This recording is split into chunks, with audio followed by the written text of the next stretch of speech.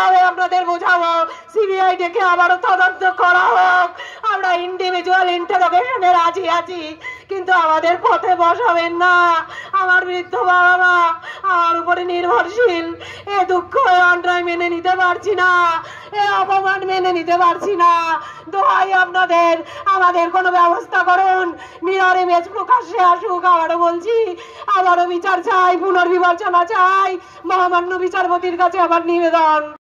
আমার ঘরে বৃদ্ধ বাবা মা রয়েছেন, আমি তাদের একমাত্র সন্তান। আমরা যোগ্য প্রার্থী, আমাদের যোগ্যতা নিয়ে প্রয়োজনে তদন্ত করুক সিবিআই। দয়া করে এইভাবে চাকরি ছেড়ে দিয়ে আমাদের পথে বসাবেন না। বুধবার উত্তর দিনাজপুরের কর্ণজোড়ায় দাঁড়িয়ে এমনভাবেই কেঁদে ভাসালেন এক কালের ইউনিভার্সিটি টপার কৃষ্ণমৃত্তিকা নাথ। চাকরিহারা নিজেকে যোগ্য বলে দাবি করা শিক্ষক শিক্ষিকারা।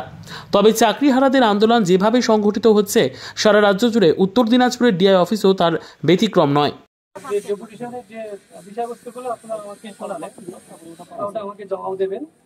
তো যাই ওটা আমি সবই শুনলাম। এই বিষয়টা কম বেশি আমরা সবাই অবগত আছি। এটা এখন মিডিয়াতে বা বিভিন্ন জায়গায় আমরা এটা শুনেছি, আপনারাও শুনেছেন।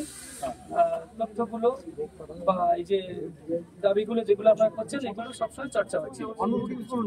তো এগুলো সবটা পলিসি মেকিং এর বিষয় রয়েছে গভর্নমেন্টে। ডিআরএন থেকে তেমন কিছু করার নেই, এখান থেকে অ্যাপ্রুভাল স্যালারি এই সমস্তগুলোই হয়, যেটা প্রথমেই আমরা আলোচনা করেছি। স্যালারি নিয়ে যে আতঙ্ক আপনারা মনে করছেন, সেটার জন্য কোনো নির্দেশিকা নেই এবং সেটা নিয়ে কোনো স্টেপ আমি গ্রহণ করছি না বা সেই ধরনের কিছু নেই। জাস্ট ডাটা সংগ্রহ করেছি।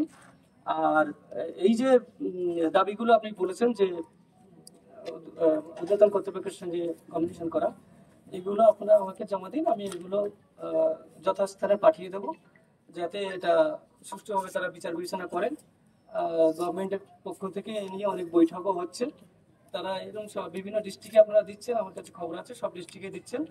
সব ডিস্ট্রিক্ট থেকে নিশ্চয়ই সেখানে যাবে। ব্যুরো রিপোর্ট, উত্তর বাংলা সংবাদ।